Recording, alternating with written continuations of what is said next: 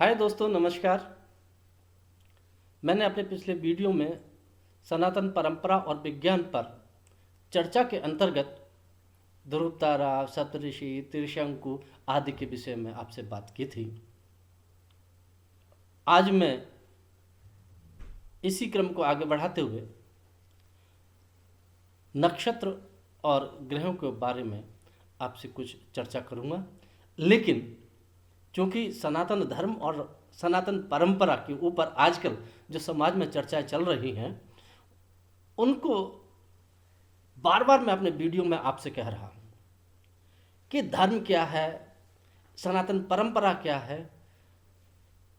इस बात पर लड़ने से पहले यह भी जरूरी है कि ये सनातन परंपरा और धर्म वास्तव में इनका उद्देश्य क्या है, इनका अर्थ क्या है, ये जान लेना आवश्यक है।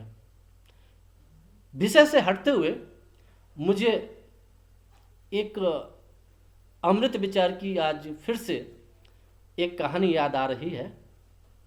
उसमें एक वर्णन आता है, कहानी आती है। एक राजा था और उसके 4 लड़के थे। तो राजा ने सोचा कि क्यों ना मैं अपने चारों बेटों के ज्ञान की परीक्षा लूं, कौन कितना विद्वान है। तो उसने कहा अपने बेटों से कि जो व्यक्ति सबसे बड़े विद्वान को, सबसे बड़े धर्मात्मा को मेरे पास लेकर आएगा, मैं उसे अपने राज्य का सबसे बड़ा हिस्सा उस लड़के को दूंगा। अब जैसे ही चारों लड़कों ने सुना, वो सरपट दौड़ गए चारों दिशाओं में। सबसे बड़ा वाला सबसे पहले एक धनिक को लाया, धनिक बनिया, और उसने अपने पिता से कहा कि ये अपने ग्राम के, अपने गांव के, अपने राज्य के सबसे बड़े धनिक हैं और बहुत ही पुण्य आत्मा है। जो भी गरीब आदमी होता है, जो भी ज़रूरतमंद होता है, उसकी ये भरपूर सहायता करते हैं। राजा ने उनको बैठाया, आदर सत्कार किया, फिर उनसे क्षमा प्रार्थना की, वो अपने घर चले गए। उसके बाद में उससे छोटा वाला लड़का आया। वो एक साधु को पकड़ के लेकर आया।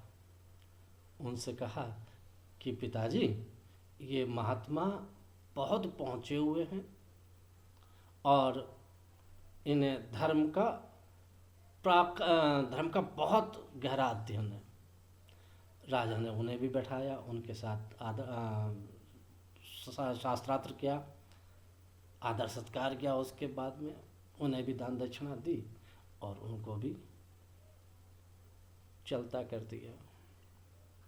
इसके बाद में जो तीसरे नंबर का लड़का था, वो लड़का जो है एक तपस्वी को लेकर अपने पिताजी के पास में आया और पिताजी से बोला कि पिताजी, ये तपस्वी हमेशा अपने ध्यान में मग्न रहते हैं और हमेशा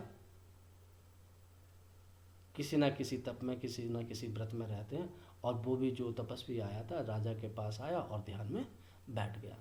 राजा ने उसका बहुत आदर किया, सत्कार किया, दान दिया, दक्षिणा दी और उनसे भी नमस्कार कर ली। छोटा जो लड़का था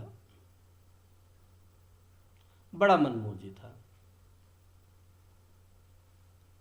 वो क्या काम कर रहा है कि उसने एक मेले कुचेले कपड़े पहने हुए किसी देहाती को वो पकड़ के अपने पिता के पास में ले आया और पिताजी से बोला कि पिताजी, ना तो मैं इन्हें जानता हूं कि ये कौन है, क्या है।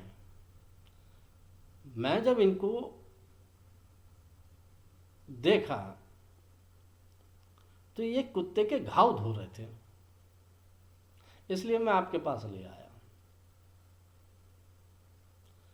राजा ने उस व्यक्ति को देखा, उसका भी आदर सत्कार किया और उससे पूछा कि भाई, आप क्या करते हो।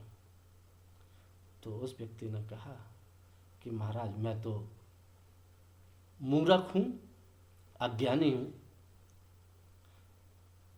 अपने मजूरी कर लेता हूँ, थोड़ी बहुत खेती किसानी कर लेता हूँ, परिवार पाल लेता हूँ। बोले अच्छा, और क्या करते हो? बोले और क्या करता हूँ, जो खाली समय मिलता है, जो भी ज़रूरतमंद होता है उसकी मैं मदद कर देता हूँ, कोई भूखा होता है उसे अन्न दे देता हूँ, कोई घायल होता है तो उसकी सेवा कर देता हूँ। तो राजा ने कहा कि यही व्यक्ति सबसे बड़ा धर्मात्मा है, जो बिना किसी लोभ के, बिना किसी लालच के किसी भी व्यक्ति की मदद करता है, सेवा करता है। इससे बड़ा कोई व्यक्ति धर्मात्मा नहीं हो सकता, और इससे बड़ा किसी का कोई धर्म नहीं हो सकता। तो दोस्तों, मैं फिर अपनी इस कहानी के माध्यम से आपसे यही निवेदन करना चाहता हूं कि धर्म व्यक्ति का अपना एक कर्म है, और कर्म के आधार पर ही धर्म को निर्धारित किया जा सकता है। यही हमारी सनातन परंपरा है। धर्म को आप किसी जातिगत या किसी क्षेत्रीय परिसीमा में बांधकर नहीं देख सकते। खैर, ये तो सनातन धर्म की बात थी, मैं पहले भी इस पर आप लोगों से चर्चा कर चुका हूं। आज चर्चा का जो मुख्य विषय है वो हमारा सनातन परंपरा में ज्योतिष विज्ञान या ज्योतिष शास्त्र है। ज्योतिष शास्त्र अपने आप में एक समंदर है, और इसका सार ढूंढना ऐसा है जैसे समंदर में से मोती ढूंढना। तो अपनी सामर्थ्य के अनुसार मैं ये आपसे चर्चा करना चाहता हूं कि जब व्यक्ति जन्म लेता है, वो किस क्षण पैदा हुआ, उस क्षण क्या नक्षत्र था, उस क्षण कौन से ग्रह थे अंतरिक्ष में। तो जिन नक्षत्रों में, जिन ग्रहों में व्यक्ति का जन्म होता है, वही प्रभाव उस व्यक्ति के जीवन पर अंत तक चलते हैं, और जो इन प्रभाव के अनुकूल विपरीत चलता है, उसका जीवन हमेशा संघर्षमय रहता है। ऐसा हमारे ज्योतिष विज्ञान में कहा गया है। इन नक्षत्रों को कालगणना के आधार पर हमारे विद्वत ऋषियों ने 27 भागों में बांटा है, और उन 27 नक्षत्रों के अपने अलग अलग 27 नाम हैं। पुराणों में वर्णन भी आता है कि राजा दक्ष की पुत्रियों को नक्षत्रा कहा गया है, और ये सारी जितनी भी हैं नक्षत्रा, ये राजा दक्ष की पुत्रियां थीं। क्योंकि पुराणों में कहानियों के रूप में इसको वर्णित किया गया है। हमारे यहाँ मैं बार बार फिर से कह रहा हूं, ऋषि मुनियों ने जो भी हमें ज्ञान देना चाहा, उसको उन्होंने धर्म के साथ मिलाकर हमें दिया, ताकि हम उसको आसानी से समझ सकें। ये उन्होंने एक सूत्र बनाया हम जैसे अल्पज्ञानी लोगों को समझाने के लिए। क्योंकि जब तक हमारे अंदर किसी चीज को समझने की जिज्ञासा नहीं होगी, तब तक हम नहीं समझेंगे। और उस जिज्ञासा को जगाने के लिए उन्होंने इस प्रकार की कहानियों को बनाया। तो दोस्तों, ये 27 नक्षत्र और 9 ग्रह, तो 9 तियां 27। गणित का भी इसमें प्रयोग है। हर एक ग्रह पर 3 नक्षत्रों का पदभार है। अगर इसको मोटा मोटी देख लिया जाए तो जैसे अश्विन नक्षत्र है, अश्विन नक्षत्र का ग्रह स्वामी केतु, अब इसमें भी उन्होंने एक चीज जोड़ी, केतु में अश्विन की राशि क्या है, तो अश्विन की राशि मेष, दूसरा नक्षत्र भरणी नक्षत्र, इसका स्वामी शुक्र, राशि मेष, कृतिका नक्षत्र सूर्य स्वामी, राशि मेष और वृषभ, रोहिणी नक्षत्र स्वामी चंद्र, राशि वृषभ, इसी तरीके से मृगशिरा स्वामी मंगल, राशि वृषभ और मिथुन, आद्रा है, पुनर्वसु है, पुष्य नक्षत्र है, मघा नक्षत्र है, पूर्वा फाल्गुनी है, उत्तरा फाल्गुनी है, हस्त है, चित्रा है, स्वाति है और विशाखा है, अनुराधा है, मूल है, पूर्वाषाढ़ा है, उत्तराषाढ़ा है, श्रवणा है, रेवती है। ये सारे नक्षत्र हैं। इन सारे नक्षत्रों के स्वामी ग्रह हैं, स्वामी ग्रहों की फिर राशियां हैं। ये एक कालखंड के हिसाब से एक मैथमेटिकल पैटर्न पर हमारे ऋषियों ने पूरा वर्णन किया है। उन्होंने कहा है कि जितने भी आकाश मंडल के 9 ग्रह हैं, 9 ग्रहों में 27 नक्षत्र हैं और प्रत्येक राशि में 9 पद हैं। और इनका आगे उन्होंने किस तरीके से वर्णन किया है, चंद्रमा का नक्षत्रों से जब मिलन होता है उसे नक्षत्र योग का नाम दिया उन्होंने। यह कहा जाता है कि जब सौर मंडल में, हमारे अंतरिक्ष में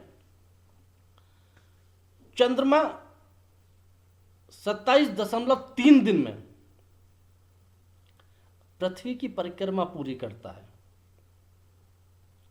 और इस परिक्रमा के अंतर्गत जिन जिन नक्षत्रों के बीच में वो आता है, घूमना निकट से घूमता है, उसे नक्षत्र योग कहते हैं। इसी तरीके से एक मासिक चक्र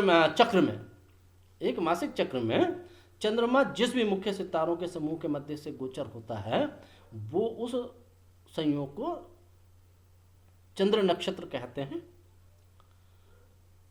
इसी तरीके से दोस्तों,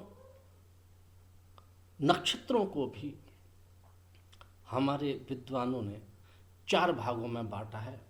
इसमें नक्षत्र अंध नक्षत्र, मंदलोचन नक्षत्र, मध्यलोचन और सुलोचन।